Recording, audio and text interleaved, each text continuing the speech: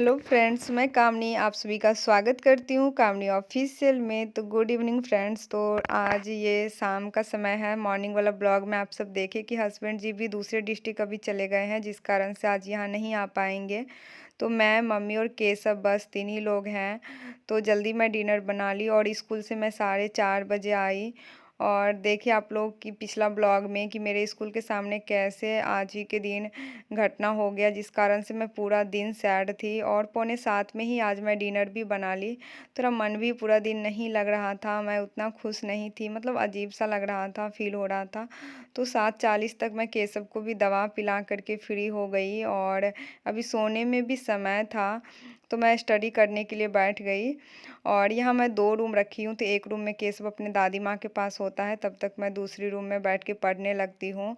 और आप सभी सिस्टर का कमेंट्स भी मैं पढ़ती रहती हूँ, जो आप लोग लिखते हैं कि दी आप कितने बजे सोते हैं जो सुबह में जल्दी उठ जाती है, मेरा तो नींद ही नहीं खुलता है, सुबह जल्दी नहीं जग पाते हैं। देखिए सिस्टर, अगर आपको आपका सपना बड़ा है और आपको लाइफ में कुछ करना है तो आपको मेहनत तो करना पड़ेगा, अपने कामों से समय तो निकालना ही पड़ेगा। सभी के पास 24 घंटे ही होते हैं। उसी 24 घंटे में से बहुत सी मदर ऐसी है, बहुत सी हाउसवाइफ ऐसी है जो काम में से समय निकाल करके अपने सपने को पूरा करती है।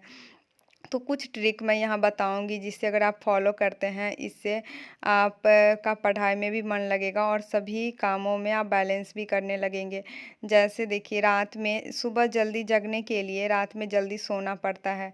अगर आप 5 से 6 घंटे की नींद नहीं लेते हैं और तो आप 3-4 घंटे की नींद लेकर के पढ़ाई सही से नहीं कर पाएँगे। कुछ दिन तो कर लेंगे, 2 महीना 3 महीना। अगर आप एग्ज़ाम आपका नज़दीक है तो एग्ज़ाम से पहले आप 3 घंटा 4 घंटा भी सोते हैं तो काम हो जाएगा।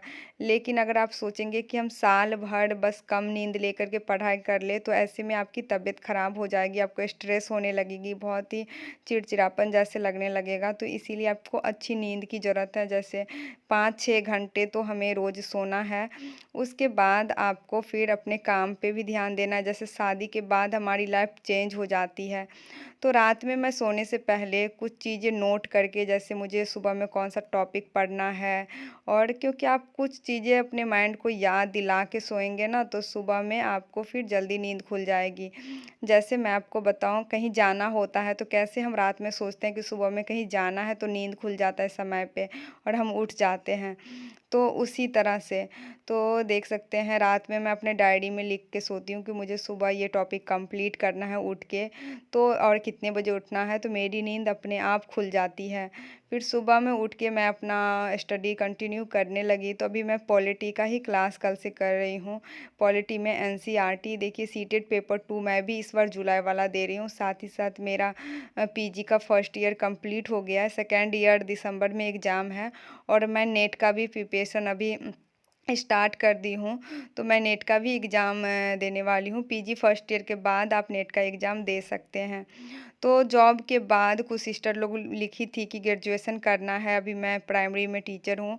और साथ ही साथ कुछ सिस्टर ये भी लिखे थे कि पीजी करना है। तो जी हाँ सिस्टर, आप जॉब में आ गए हैं तो अपनी, अगर आप आगे पढ़ाई करना चाहते हैं तो आप आगे की पढ़ाई कंटिन्यू रखिए, बिल्कुल कीजिए पढ़ाई। और आगे आप और भी मतलब बड़े लक्ष्य तक पहुँचिए, जो आपका सपना है, एम है, उसे पूरा कीजिए, जैसे मैं अभी कर रही हूँ। तो देखिए मेरे ऊपर बहुत सी रिस्पॉन्सिबिलिटी है, क्योंकि माँ बनने के बाद आप सब समझ सकते हैं कि एक फ़ीमेल के ऊपर कितनी जिम्मेदारी होती है। क्योंकि जो कुछ सालों का जो समय होता है, जब बच्चा छोटा होता है, तो बहुत सी जिम्मेदारियाँ बढ़ जाती है, बहुत स्ट्रगल लाइफ में आ जाता है। लेकिन इस मुश्किल वक्त में अगर आप हार नहीं मानते हैं, तो मुझे लगता है आप जीवन में बहुत कुछ कर लेंगे। जैसे मेरे मन में हमेशा रहता है कि मुझे बहुत कुछ करना है, हारना तो बिल्कुल नहीं है। और इसीलिए जो भी समय होता है उसमें मैं बहुत ही एनर्जी के साथ सारा काम करती हूँ, चाहे वो घर के काम हो, किचन के काम हो, या मेरा पढ़ाई हो, या स्कूल के काम हो, या फिर मुझे केशव के लिए समय निकालना हो। सभी कामों के लिए मैं समय निकाल ही लेती हूँ।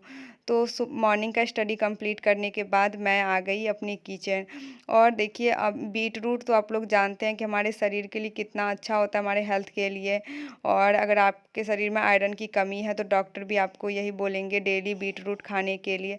लेकिन इसका टेस्ट बहुत बेकार रहता है, बिल्कुल भी खाने का मन नहीं करता है। मैं तो जैसे तैसे खा भी लेती हूँ, मेरी सासू माँ को तो बिल्कुल नहीं पसंद है। और केसव को भी मैं कभी टेस्ट कराती हूँ तो उसे भी नहीं पसंद आता था। तो मैं क्या की, जितना आटा, गेहूँ का आटा ली सेम क्वांटिटी, उतना ही मैं चुकंदर भी ली, उसको ग्राइंड करके और फिर इसे आटा लगाई मैं पहले, और इसका पूड़ी तली। तो मम्मी भी जग गई थी, यहाँ मैं पूड़ी तलने लगी और केसव भी जग गया था। तो मम्मी को फ्रेश होना था, इसलिए किचन में केसव को लेके आई थी। और मम्मी चली गई फ्रेश होने, तब तक मैं केसव के साथ ही यहाँ पूड़ी तल रही हूँ। तो केसव जो देख रहा था ना ये रेड रेड आटा, और तो वो उसको लग रहा था ये क्या है, खाने का कोई चीज़ है, इसीलिए वो बार बार ऐसे लेने की कोशिश कर रहा था, आप लोग देख सकते हैं। और इस तरह से अगर बच्चे को आप बना करके देंगे अलग अलग रेसिपी जो उसके हेल्थ के लिए सही हो, तो वो पसंद भी करता है और आसानी से खा लेता है। जैसे बीट रूट अगर ऐसे मैं केसव को खिलाना चाहूँ तो वो नहीं खाएगा, लेकिन अगर मैं उसे बीट रूट का रोटी बना के देती हूँ या इस तरह से पूरी तल के, तो वो खा लेता है। इसीलिए इस ब्लॉग में आप लोग से मैं शेयर भी की कि आपके घर में भी छोटे बच्चे हैं या खुद आपको बीट रूट नहीं पसंद है तो आप इसका रोटी भी बना सकते हैं और इस तरह से पूरी भी तल सकते हैं।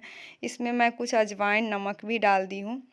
जब भी मैं इस तरह से पूड़ियाँ तलती हूँ तो थोड़ा-सा अजवाइन, नमक डाल देती हूँ।